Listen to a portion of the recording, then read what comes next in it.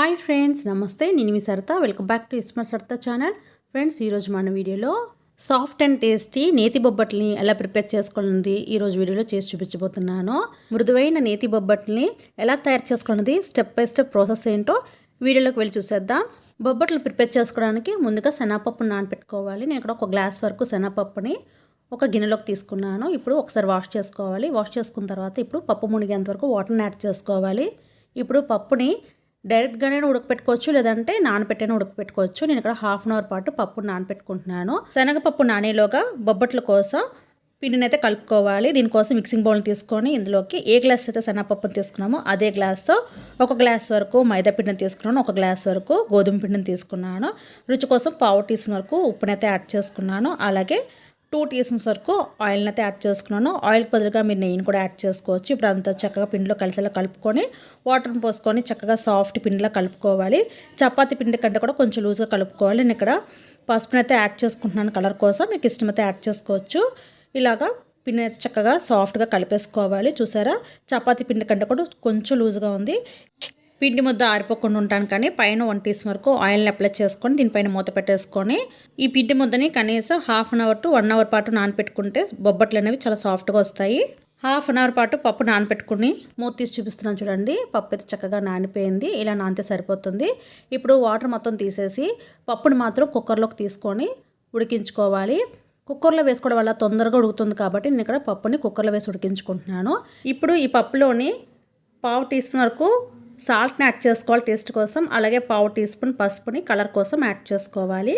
ఇప్పుడు ఇందులోకి ఏ గ్లాస్ అయితే శనగపప్పుని తీసుకున్నామో అదే గ్లాస్తో వాటర్ని తీసుకోవాలి. 1 గ్లాస్ వరకు వాటర్ని యాడ్ చేసుకుంటే సరిపోతుంది. ఇప్పుడు పసుపు, ఉప్పు కూడా చక్కగా ఈ వాటర్లో కలిసేలా కలుపుకొని ఇప్పుడు కుక్కర్ పైన మూత పెట్టేసి స్టవ్ని మీడియం హీట్లో పెట్టుకొని 2 విజిల్స్ వచ్చే వరకు వెయిట్ చేయాలి.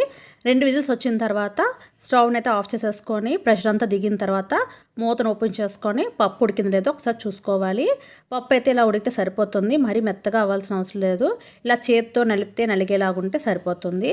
ఇప్పుడు పప్పులో ఉన్న వాటర్ అంతా ఒక గిన్నెలోకి వార్ చేసుకోవాలి. దీనికోసం ఒక గిన్నెని పెట్టుకొని అందులోకి జాలీల గిన్నెని పెట్టుకున్నాను. ఇందులో మొత్తంగా వాటర్తో సహా పప్పుని యాడ్ చేసుకున్నాను. ఇప్పుడైతే పప్పు పూర్తిగా చల్లారాలి. అలాగే పప్పులో ఉన్న వాటర్ అంతా కూడా వార్ చేసుకోవాలి. ఇప్పుడైతే పప్పు చక్కగా చల్లారిపోయింది. ఇప్పుడు ఈ పప్పుని మనం మిక్సీ పట్టుకోవాలి, మెత్తగా రుబ్బుకోవాలన్నమాట. అప్పుడే బొబ్బట్లు చాలా సాఫ్ట్గా వస్తాయి. పప్పు వార్చగా వచ్చిన వాటర్ని వేస్ట్ చేయకుండా రసంలో యాడ్ చేసుకుంటే బాగుంటుంది. ఇప్పుడైతే పప్పుని మిక్సీ పట్టుకోవడానికని జార్ని తీసుకున్నాను. ఇప్పుడు మిక్సీ జార్లోకి కొంచెం కొంచెంగా శనగపప్పుని యాడ్ చేసుకొని మెత్తటి పేస్ట్ లాగా రుబ్బుకోవాలి. వాటర్ అవసరమైతే మనం వార్చుకున్న పప్పు నీళ్ళు ఉన్నాయి కదా, ఆ వాటర్ని కొంచెం కొంచెంగా యాడ్ చేసుకుంటూ మెత్తగా రుబ్బుకోవాలి.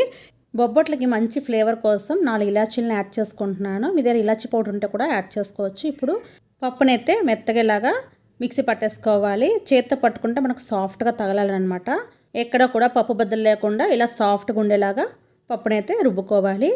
ఇప్పుడు సాఫ్ట్గా రుబ్బుకున్న ఈ పప్పు ముద్దని ఒక ప్యాన్లోకి తీసుకోవాలి. ఇదే విధంగా పప్పు మొత్తాన్ని కూడా చక్కగా సాఫ్ట్గా ఇలాగా మిక్సీ పట్టేసుకొని పప్పు ముద్దని ప్యాన్లోకి తీసుకోవాలి. ఇప్పుడు ఇందులోకి స్వీట్నెస్ కోసం బెల్లంని యాడ్ చేసుకోవాలి. మనం ఏ గ్లాస్ అయితే శనగపప్పుని తీసుకున్నామో అదే గ్లాస్తో బెల్లం తురుముని 2 గ్లాసుల వరకు తీసుకుంటున్నాను. ఇదైతే కరెక్ట్గా స్వీట్ సరిపోతుంది. మీరు కొంచెం స్వీట్ తక్కువగా తినేవాళ్ళైతే 1.5 గ్లాస్ వరకు యాడ్ చేసుకుంటే సరిపోతుంది. ఇప్పుడు ప్యాన్ని స్టవ్ పైన పెట్టకముందే చక్కగా ఈ బెల్లం అలాగే పప్పు ముద్ద 2 కూడా చక్కగా కలిసేలా కలుపుకోవాలి. చక్కగా కలుపుకున్న తర్వాత మాత్రమే స్టవ్ వెలిగించుకొని స్టవ్ పైన ఈ ప్యాన్ పెట్టుకొని చక్కగా బెల్లంని కరిగించుకోవాలి.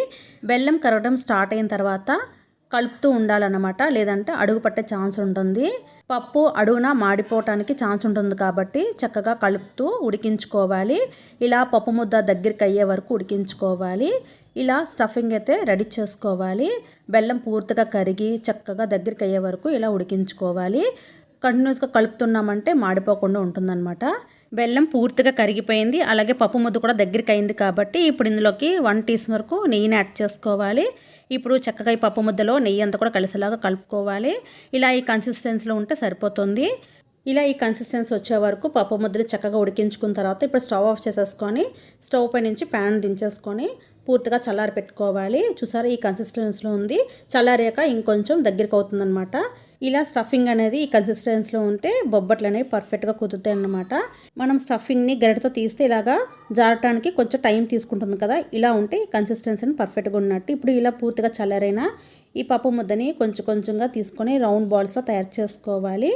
మనం తయారు చేసుకునే బొబ్బట్ సైజు బట్టి పప్పు ముద్దని రౌండ్ బాల్స్లో తయారు చేసుకోవాలి. ఇలా బొబ్బట్లోకి స్టఫింగ్ అనేది ప్రిపేర్ చేసుకోవాలి. స్టఫింగ్ ప్రిపేర్ చేసుకున్నామంటే బొబ్బట్లు చేసుకోవడం చాలా ఈజీగా అయిపోతుంది అనమాట.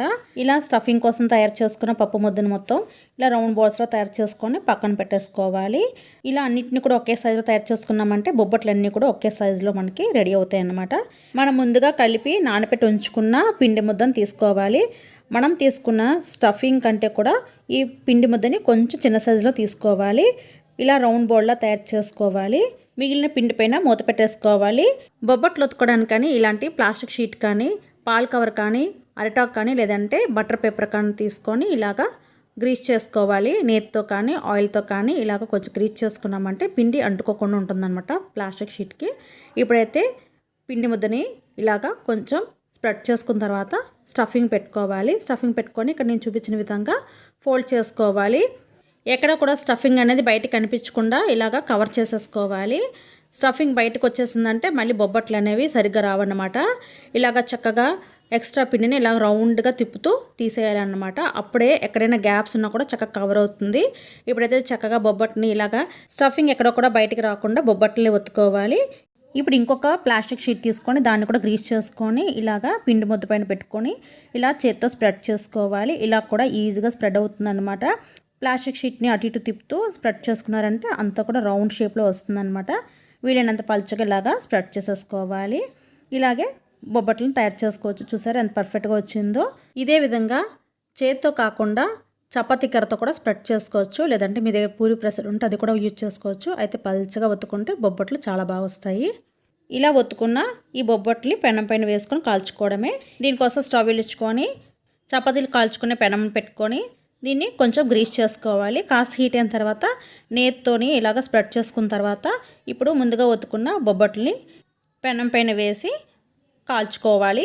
వేసిన వెంటనే కదపకుండా 1 నిమిషం పాటు వేగిన తర్వాత ఇంకొక సైడ్కి టర్న్ చేసుకోవాలి. ఒక సైడ్ కాస్త వేగిన తర్వాత ఇంకొక సైడ్కి జాగ్రత్తగా టర్న్ చేసుకోవాలి. ఇప్పుడు నేను నేతి బొబ్బట్లు తయారు చేస్తున్నాను కాబట్టి నెయ్యిని స్పూన్తో తీసుకొని ఈ బొబ్బట్ల పైన స్ప్రెడ్ చేసుకుంటున్నాను. ఒకవేళ మీరు ఆయిల్తో చేసుకుంటే ఆయిల్ని స్ప్రెడ్ చేసుకోవచ్చు. మీ ఇష్టం, నేతి బొబ్బట్లైనా తయారు చేసుకోవచ్చు, లేదంటే ఆయిల్తోనైనా బొబ్బట్లు కాల్చుకోవచ్చు. నేతితో తయారు చేసుకున్న బొబ్బట్లు చాలా మంచి ఫ్లేవర్, అలాగే టేస్ట్ కూడా బాగుంటుంది. ఇప్పుడైతే 2 పక్కల కూడా నేతిని అప్లై చేసుకుంటూ చక్కగా ఇలాగా ఎర్రగా కాలే వరకు వేయించుకోవాలి.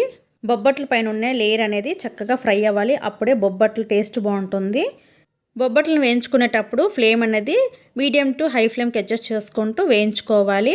హై ఫ్లేమ్ పెట్టామంటే తొందరగా వేగినట్టుగా ఉంటుంది, కానీ పైన లేయర్ అనేది పచ్చిగా ఉన్నట్టు ఉంటుంది. అలా తయారు చేసుకుంటే బొబ్బట్ల టేస్ట్ అనేది సరిగా కుదరదు. వేడివేడి బొబ్బట్ల పైన నెయ్యిని అప్లై చేసుకోండి. వెంటనే తింటే కూడా చాలా టేస్ట్గా ఉంటుంది. మనం ఎక్కువసేపు బొబ్బట్లని వేడిగా ఉంచాలంటే ఒక హాట్ ప్యాక్లో వేసి పెట్టుకున్నామంటే వేడివేడిగా ఉన్న బొబ్బట్లని చక్కగా ఎంజాయ్ చేయొచ్చు. చాలా టేస్టీగా ఉంటాయి. మీరు కూడా ఒకసారి ట్రై చేయండి. నేను తయారు చేసిన ఈ నేతి బొబ్బట్లు మీకు ఎలా అనిపించింది అనేది నాకు కామెంట్ బాక్స్లో షేర్ చేయండి. ఈ వీడియోకి అయితే ఒక లైక్ ఇవ్వడం మర్చిపోవద్దు. మరిన్ని టేస్ట్ అండ్ హెల్తీ రెసిపీస్ కోసం నా ఛానల్ వాచ్ చేస్తుండండి. ఇంకొక మంచి వీడియోతో మళ్ళీ కలుసుకుందాం. Till then thanks for watching this video and bye.